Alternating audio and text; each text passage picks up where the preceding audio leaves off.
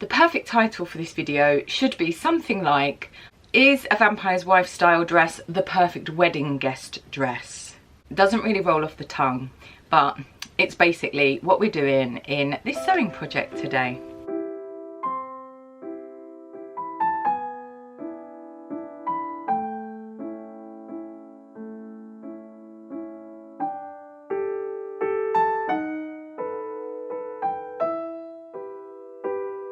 Hello my lovelies, I hope you've had a fabulous week.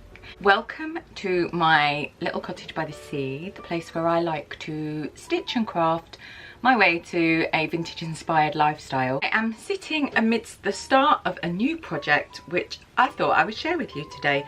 So I have this very pretty fabric here and my new mug, pumpkin shape, because it is the best time of the year. And I have a friend's wedding to go to tomorrow and I've decided to make a dress to wear for the occasion. I have actually made her wedding dress as well, so that's going to be quite exciting. So I am going to be making my trusty faux vampire's wife style dress, which really is like the perfect wedding guest dress. I've just been looking at my lovely fabric. It's a poplin, it's not Liberty, but it's pretend faux Liberty. So faux vampire's wife dress in faux Liberty. And I've just realised that it's actually a one-way pattern, and the way that I kind of work this out is stand in front of a mirror and hold it one way and sort of look, does it look like it's the right way up, and then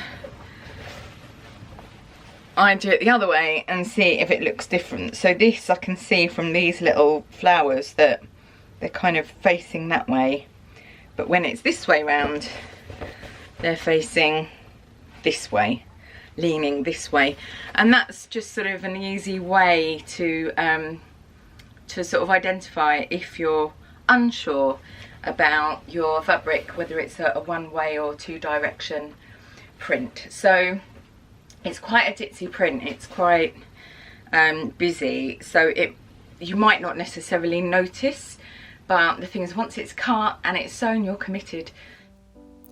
Now I know this is probably going to shock a few of you, don't come for me, but I don't tend to pre-wash my fabric when I start a sewing project.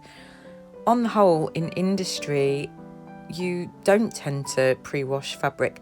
And the way fabrics are produced now, they are done in such a way that you generally don't really need to. I do tend to wash vintage fabrics though, or second hand. I'm using a pattern that you will have seen a few times before, and I keep all my patterns just in plastic wallets in lever arch files. First thing I'm doing is pinning my pattern onto my fabric and making sure that, as this is a one-directional print, that all the tops of each piece are laying in the same direction.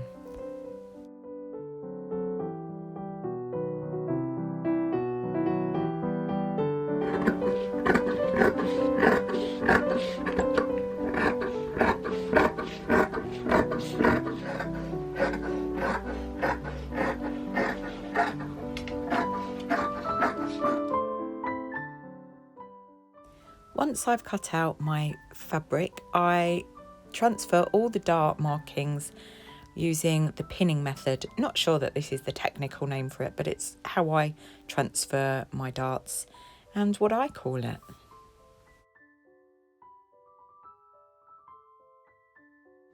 Just doing the frill pieces at the bottom of the dress, and I just thought I'd talk you through how I do it. It's not rocket science. I mean, I tend to do things as easily as possible, so the easiest route to the best possible result, I suppose, could be put on a t-shirt for me. So basically for the ruffle, I've just got to decide how deep I want it. I don't actually want a full length, like really deep ruffle. I'm sort of thinking about that much. I don't know how much that is. I have my trusty pattern master here, so about, say, like 12 centimeters.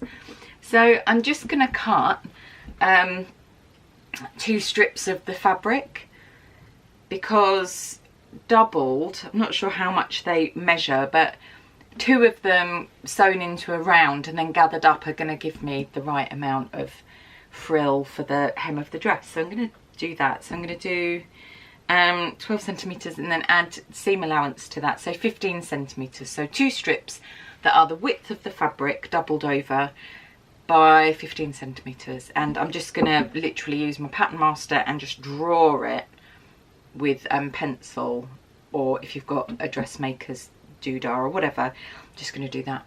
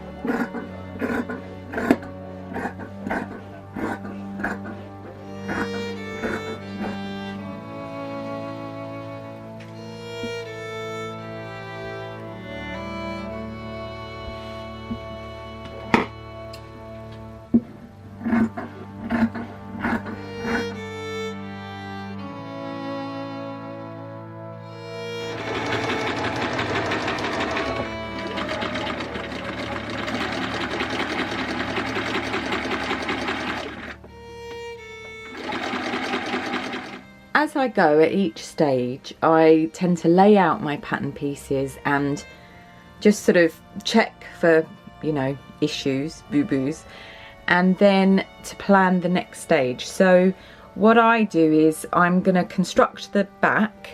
So the next thing is to press darts, and then I'm going to sew the skirt panels onto each side of the back, and that means I can put the zip in. Much easier to do that flat, and I do that in with a centre lapped zip. That's how I like my zips, each to their own. And I've got very detailed tutorials about zips on my Patreon, so links below if you want to check out lots more dressmaking, learning, etc. I've got the front as well, and what I'm going to do is I'm going to overlock the seams on the inside of this dress just for time. And the other thing that I'm going to do is I've got cuffs to go on the voluminous sleeves of Fabulosity, and before I sew these I'm going to do all the pressing and then sew that seam.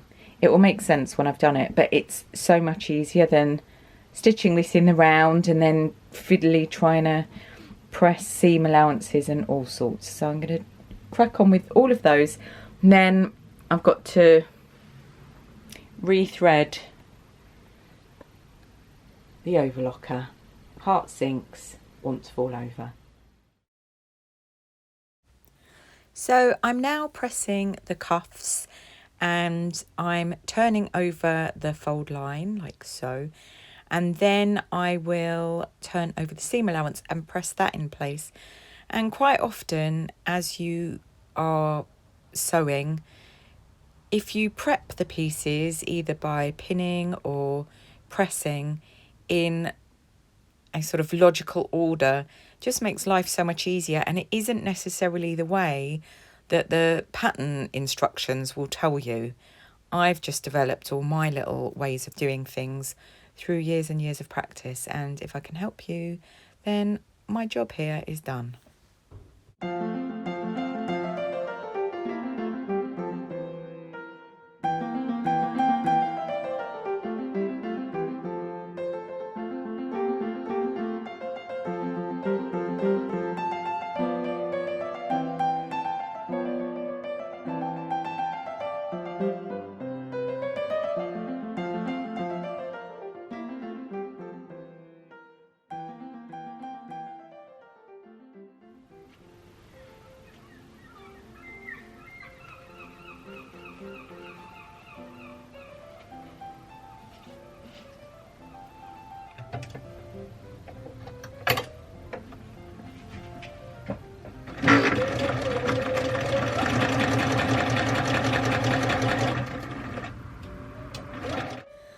tend to change my overlocking thread by just tying on the new colour onto the old colour, and then very carefully pulling the new thread through, being very, very careful not to knock out the tension.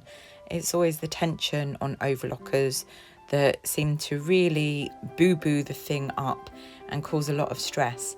If you were interested in some kind of video on how I look after my overlocker, I'd be more than happy to show you.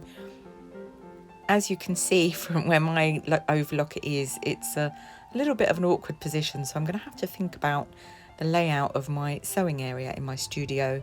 But I love being up here in amongst all the gulls, all singing so happily amongst the rooftops of the old town of Hastings.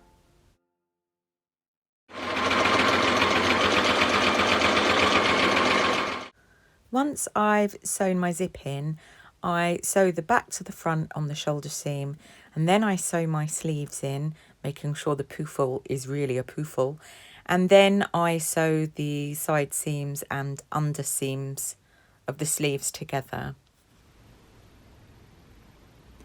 Here is where I've got to, and lovely poofle sleeves. I've got to gather the sleeve, put the cuff on, but the body of the dress is all done.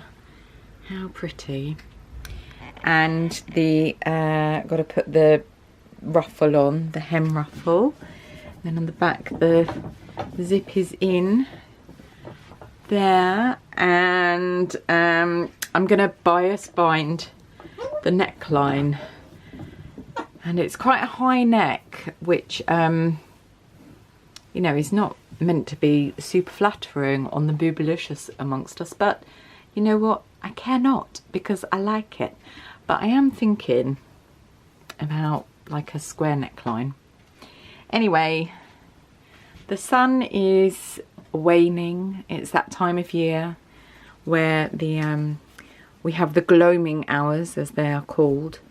So, and also time is against me. So basically I'm going to crack on with this now, and I shall see you tomorrow for the reveal, and also just putting my outfit together for the wedding, because I got to choose some shoes, I got to find a bag. I actually wanted to make a matching bag because I've got quite a bit of this fabric left over, but I really don't think I'll have time. But yeah, so I'm gonna put the outfit together, and I shall show you that tomorrow. And here's my finished wedding guest dress, inspired by The Vampire's Wife. I love the sleeves on this. They're copied from a 1930s pattern. I'm wearing my 1940s bag and this lovely spiderweb brooch. The earrings are by For the Prize. They're lover's eyes. I thought they were very appropriate for a wedding. And some heart-shaped sunglasses, because it's a lovely sunny day for this wedding. I'm wearing patent Clark's shoes that I've had for many years, which will be perfect for dancing, and also my Nan's pearl necklace, which is one of my most treasured items. I am looking forward to dancing the night away with all of my friends at my lovely friend's wedding. Thank you for spending time with me in my little cottage by the sea, keeping me company while I sew my wedding guest dress inspired by the wonderful Vampire's Wife. If this is the first time that you have spent time with me in my sewing studio, then I'd love it if you subscribe, because I really love to share my sewing adventures. It's really lovely to have you here, and the more the merrier. So until next time, my lovelies, I hope you keep safe and well wherever you are in the world, and I'll see you soon. Bye.